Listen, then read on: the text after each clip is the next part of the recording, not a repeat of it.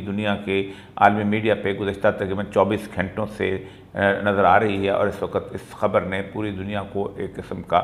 Focused किया हुआ है, दहला के रखा हुआ है। ख़ास तौर पे मुस्लिम उम्मा के वो इलाके जो कि सऊदी अरब, ईरान, मिडल ईस्ट और इस तरह के इलाके हैं कि जिनके बारे में ये खबर है। ख़बर ये है कि सऊदी अरेबिया ने, उनकी इंटेलिजेंस एजेंसीज़ ने और मुख्तलिफ़ किस्म की इंटेलिजेंस एजेंसी ने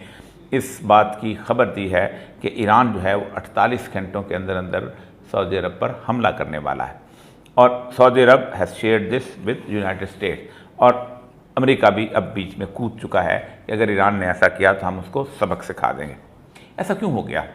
और इसके बारे में सैयदुल अंबिया सल्लल्लाहु अलैहि वसल्लम की पेशगोइयों और फितन की उन अहादीस के हवाले से और कुरान की उन पेशगोइयों के हवाले से हम उसको देखने की कोशिश करेंगे, क्योंकि ये पूरा ख़ित्ता जो है उसने किसी न किसी एक दिन ये सूरत हाल से तो चार होना ही था। नईम बिन हम्माद की किताबुल फितन की 52 नंबर की हदीस है कि अहले अरब से पहले अहले फ़ारस यानी ईरानी जो हैं वो मुकम्मल तौर पर तबाह व बर्बाद हो जाएंगे।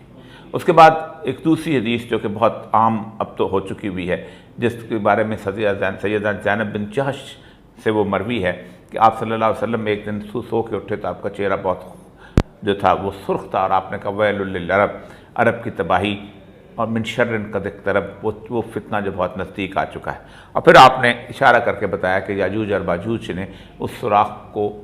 खोल लिया है, इस दीवार को, और उसमें इस सुराख कर दिया है कि जो कि हज़रत ज़ुल्करनैन ने उनको रोकने के लिए बनाई थी। इसके अलावा एक और हदीस जो कि और आज के दौर के हिसाब से बहुत करीब नज़र आ रही है, जिस पर भी बहुत दफ़ा गुफ्तगू की है कि आपने एक टाइम लाइन बताई, एक तरतीब बताई, और तरतीब ये थी कि इमरान अल बैतुल मक़दस यानी बैतुल मक़दस की आबादी, बैतुल मक़दस यरूशलेम जो है ये दुनिया का सेंटर स्टेज बनना शुरू होगा तो ख़राब अल यसरब, यसरब की वीरानी यानी मदीना जो है की रेलेवेंस ख़त्म हो जाएगी, दुनिया के अंदर वीरान हो जाएगा, रहने के काबिल नहीं रह जाएगा। और ख़राब अल यसरब खुरूज अल मलहमा, और जब यसरब वीरान हो जाएगा तो उसके बाद बड़ी आलमी जंग का उसका आगाज़ हो जाएगा। और खुरूज अल मलहमा, और जब मलहमा आखिर में एंड पे पहुँचेगी तो मुसलमान एक दफ़ा फिर कुस्तुनतुनिया को फ़तह करेंगे, यफ्तुल कुस्तुनतुनिया व यफ्तुल कुस्तुनतुनिया खुरूज दज्जाल। और जब मुसलमान कुस्तुनतुनिया को फ़तह करके